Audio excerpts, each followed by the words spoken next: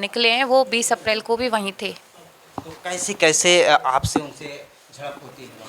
Sir हम लोग यहाँ से पहलगाम जाते हैं, श्रीनगर से पहलगाम जाते हैं, तो वो हम लोग बोले हमें आरू वैली जाना है, तो बोले आरू वैली आप नहीं जा सकते, वो तो जगह बंद हो गई है, आप लोग जो है मिनी स्विट्जरलैंड जाइए, बैसराना जहाँ पे ये हमला हुआ था। जो मेन कश्मीर वैली है उसके नीचे ही आप लोग रह जाते हैं? जी, तो हम लोग बोले ठीक है मिनी स्विट्जरलैंड में क्या क्या है, तो वो बताए ये सारी चीज़ें हम लोग वहाँ के लिए खच्चर करते हैं। खच्चर वाला बोलता है कि हम आपको जितने घोड़े होंगे उतना ही आदमी देगा, और ऊपर जाके पता लगता है कि वो हमारे साथ 4 से 6 लोग थे, बाकी के लोग आधे रास्ते से नीचे आ गए थे। ऊपर जाके हमें जो टेररिस्टों का जो स्केच जारी हुआ है वो हमको ऊपर जाके मिले थे दोनों। तो टेररिस्ट से क्या कुछ बातें हुई आपकी?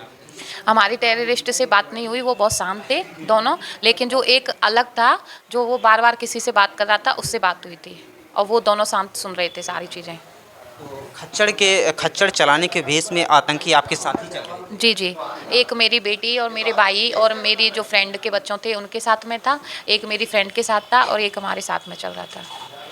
तो साथ में चल रहा था, क्या कुछ आभास ऐसे नहीं हुए कि आतंकवादी? आवाज़ हुए तभी तो हम आधे रास्ते से वापस आ गए थे, 500 मीटर पहले रास्ते से ही हम लोग जाते हैं। बोलता है आप कहाँ से आए हो, मैंने बोला हम राजस्थान जयपुर से आए हैं। तो फिर वो पूछता है कि अच्छा तो आप अजमेर दरगाह कभी गए हो, मैंने बोला नहीं हम नहीं गए। तो बोला आप किस धर्म को मानती हो, मैंने कहा मैं तो हिंदू हूँ लेकिन मेरी सारी दोस्त जो है मुस्लिम है, और हम दोनों को मानती हूँ मैं। जो साथ में आए वो ज़्यादातर है मुस्लिम आए, और आधे हम 4-5 जो हैं वो हिंदू आए, क्योंकि हम लोगों को तो वो फाइंड आउट कर ही पा रहा था। तो फिर बोलते हैं कि अच्छा आप कुरान कभी पढ़ी हो, नहीं कभी मस्जिद गई हो, मैंने कहा मस्जिद गई हूँ मैं, मेरी फ्रेंड जाती हैं ना वो करने, 5 टाइम पे कोई पूजा होती है वो पूजा करने जाती हैं, तो मैं उनके साथ जाती हूँ, मैंने ऐसे बोला उनसे। तो बोले अच्छा तो आप कुरान कभी पढ़ी हो, मैंने बोला नहीं मैं कुरान नहीं पढ़ी हूँ। मैं बोलने वाली थी आप कभी सिर्फ कुरान पढ़े हो, लेकिन मैं वो चीज़ बोल नहीं पाई थी, मैंने बोला मैं कुरान कभी नहीं पढ़ी हूँ। तो बोले कि जो कुरान आपके किस भगवान को मानती हो, मैंने कहा भोले बाबा को। जो आपका वो भगवान जो नहीं जो आपका वो है ना उसका हमारी कुरान में जिक्र हुआ है उसका। तो मेरे को थोड़ा गुस्सा आया था कि कैसे वो मेरे भोले बाबा को उसका बोला, हम सबका भोले बाबा है वो, तो वो उसमें वो दिखी है, देखना उसको पढ़ना। मैम जी, क्या वहाँ धर्म देखकर ही जी बातें की जा रही जी थी सर, कुछ? धर्म देख के बात की जा रही थी, और वहाँ पे मेरे से ये भी सवाल पूछा गया था कि ये जो लड़के आए वो तुम्हारे कौन लगते हैं, तो मैंने बोला था भाई लगते हैं। तो वो पूछे थे कि आपके जो पति आपके शादीशुदा हो के अनमैरिड, मैंने कहा नहीं मेरी शादी हो गई है, लेकिन पति मेरे अफ्रीका रहते हैं वो नहीं आए, पति साथ ही थे क्या लेकिन कुछ भाइयों के साथ कुछ ऐसी बातें निकल के आ जी। रही थी? वो जो लड़का शांत था वो भाई से बोलता है ये भाई तुम क्यों पहने हुए हो, क्योंकि उसी के घोड़े के साथ था वो। तो वो बोला है कि मेरे को इससे शांति मिलती है, रुद्राक्ष की माला पहना हुआ था, मेरे को शांति मिलती है इससे। तो बोला अच्छा तुमको इससे शांति मिलती है, आंसू भाई बोलता है मेरे को पावर भी मिलती है उससे। तो वो ऐसे उसको बोले तुमसे कुछ बात करनी है, पहले तो ऐसे कर रहा था तुमसे कुछ बात करनी है उधर चलो, तो वो नहीं बोला। फिर बोला तुमसे कुछ बात करनी है, नदी के पास ऐसे लेके जा रहा था। तो फिर मैं ऐसे आंखें निकाली, फिर मैं समझी कि ये कुछ गलत करने वाले हैं, मुझे लगा था ये हमसे पैसे लूटपाट करने वाले हैं। तो फिर मैं बोली कि सब लोग नीचे चलो हमें नहीं जाना। मैंने सबको इशारों से बोला, सब लोगों को बुलाया वहाँ पे, मैंने सबको ये बात हुई थी जो वो किसी से बात कर रहा था, उसकी बात कर रहा था कि 35 बंदूकें भिजवा दिया हूँ, प्लान ए ब्रेक फेल, 35 बंदूक भिजवा दिया हूँ। तो मैं बहुत डर गई थी, तो मैंने सबको इशारों में नीचे को बोला, मैं चिल्लाई मुझे नीचे जाना है नीचे जाना है। वो लोग हमको नीचे लेके नहीं आ रहे थे। फिर हमारे साथ जो नीचे से खच्चर वाले गए थे ना 3 से 4, वो कान में आके हमसे बोले मैम जल्दी से निकल जाइए और आप ऊपर मत जाना, मैम ऊपर मत जाइए, मैम ऊपर मत जाइए, नीचे जाइए नीचे जाइए। तो हम फिर नीचे आ गए थे।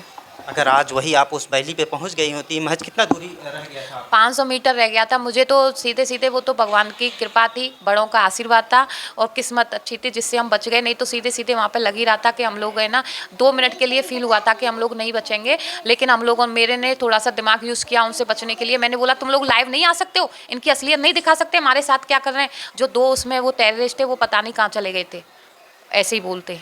तो वहाँ से टेररिस्ट गायब हो जाते हैं तो फिर आप क्या करती हैं उसके आगे? लौटती हैं, लौटने के बाद किसी को सूचनाएं देती हैं? सर मैं लौटती हूँ, लौटने में मैं पुलिस वगैरह देखती हूँ तो मैं अपने भाई से पति से बोलती हूँ साला कोई भी पुलिस वाला नहीं है यहाँ पे, मेरा यही वर्ड था, साला कोई भी पुलिस वाला नहीं है, कोई भी आर्मी वाला नहीं है यहाँ पे। अगर कोई मार काट के भी डाल जाए ना साले इन लोगों को पता ही नहीं लगेगा, ऐसी इनकी सिक्योरिटी है, ऐसी ये सिक्योरिटी फोर्स है, मेरे ये वर्ड थे। तो फिर है ना हस्बैंड बोलते हैं अभी शांति से चलते हैं, यहाँ से चलो शांति से। मेरे ग्रुप वाले भी बोले कि शांति से चलते हैं दीदी, निकल लेते हैं। तो हम लोग सीधे गाड़ी में बैठते हैं और सीधे भाग जाते हैं। और फिर मैं सोचती हूँ कि मेरे जीजू जो है CISF में SI हैं उनको सारी बातें बताऊंगी। जैसे ही मैं जौनपुर में पहुंचती भी नहीं हूँ, पंजाब क्रॉस करते हैं, जैसे ही पता लगता है कि वहाँ पे हमला हो गया है तो मेरे को बहुत गिल्ट फील होता है कि काश मैं वहाँ से किसी से वाईफाई लेके या कुछ लेके उनको कांटेक्ट कर देती। होती तो हाँ, और मैं आपको दिखा भी सकती हूँ। मैं वहाँ से मेरे रिचार्ज भी मैंने उस टाइम पे किया नहीं था, मैं सोची थी वहीं जाके रिचार्ज करूँगी। मैं आपको देख लीजिए मेरा जो रिचार्ज है मैंने यहाँ पे आके ही किया था, मैंने रिचार्ज भी नहीं था मेरे में वेडनेसडे को। देख सकते हैं ये मैम सच में रिचार्ज यहीं आकर की हैं। लेकिन हम एक चीज़ और जानना चाहेंगे कि जो झड़प हुई थी, काफ़ी तस्वीरें वायरल हो रही हैं, हम वो चीज़ दिखाना चाहेंगे। जी जी, झड़प हुई थी हमारी और वो वहाँ पे कॉलर वगैरह भी पकड़ा गया था, मेरे यहाँ पे थप्पड़ भी मारा गया था। मैं आपको उनकी फ़ोटो दिखाऊंगी और मेरे ग्रुप के सारे लोग पहचान रहे हैं, लेकिन ग्रुप वाले आगे नहीं आना चाहते हैं। ऐसा नहीं है कि मैं ही उन लोगों को पहचान रही हूँ। आप देख लीजिए ये ग्रुप बना हुआ है हमारा जम्मू ट्रिप के नाम से। ये थर्ड वाला हम लोगों के घोड़ा अच्छा रहा था, चला रहा था, वो ये वहाँ पे बोले। बीच वाला भी वो है जो बहनी लोग और पीहू वाले होर्स देख रहा था, यहाँ पे क्लियर बोला गया है, लेकिन वो लोग आना नहीं आगे चाह रहे हैं। और ये जो है बार बार किसी से बात कर रहा था, यही हमको धर्म की लेके बात कर रहा था, यही किसी से पुलिस से बात किसी से बात कर रहा था बंदूक वगैरह को लेके। यही मैम यही स्क्रैच में ये स्क्रैच में आया ही नहीं है, तभी तो मेरे को और ज़्यादा शौक लगा। मैं उनको बताने को यही कॉल की थी कि एक ऐसा बंदा है जो बंदूक वगैरह की बात कर रहा है, वो उसका स्क्रैच नहीं आया है, वो ये बंदा है। अच्छा, ये आया नहीं है, बाकी जो तीनों स्क्रैच में आए वो भी वहीं मौजूद। हाँ जी, 2 उनमें से देखा, एक को मैंने नहीं देखा, 2 देखा और तीसरा ये। देख सकते हो जिस प्रकार से एकता तिवारी जी ने बताया और कैसे वहाँ से अपनी जान बचाकर जौनपुर लौटी हैं। हम उनसे बेटी से चंद शब्दों में जानना चाहते हैं। बेटी, क्या नाम होगा आपका? दृष्टि। कैसे कैसे मम्मा के साथ क्या बदतमीजियाँ की गई? उनको यहाँ पे तो थप्पड़ मारा था जी तब मामू को। जी। मामू का तो कॉलर पकड़ के ले जा रहे थे। कैसा दिख रहा था वो आदमी? इतनी बड़ी दाढ़ी वाला था। जी जी। उसकी आंखें कैसी थी? उसकी आंखें इतनी बड़ी थी, बड़ी बड़ी आंखें थी। दांत? दांत तो ऐसे ही थे जैसे हमारे होते हैं, पर वो ऐसे बोल रहा था, हमने इतने छोटा सा फोन था, ऐसे बोल रहा था कि ब्रेक फेल, जल्दी से बंदूक भिजवा दो। बंदूक की बात कर रहा था, तो आपको डर नहीं लगा वहाँ पे?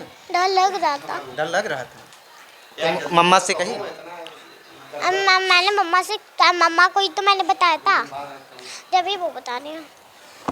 मित्रों, ये पहलगांव की वाकई में दर्दनाक घटना है। जिस प्रकार से आतंकियों ने ये कुकृत कांड किया, इस घटना को पूरे देश और पूरे प्रदेश क्या विश्व में भी इसकी चर्चाएं चल रही हैं। हाँ, इस घटना से लेकर लोग आहत हैं और इस घटना पे बहुत विरोध प्रदर्शन भी हो रहा है। और यह घटना देखने के बाद और एकता मैम की बातों को सुनने के बाद क्या फील होता है, कमेंट बॉक्स के माध्यम से जरूर बताना। मिलते हैं किसी नेक्स्ट वीडियो में नेक्स्ट खबर के साथ, तब तक के लिए जय हिंद, जय भारत।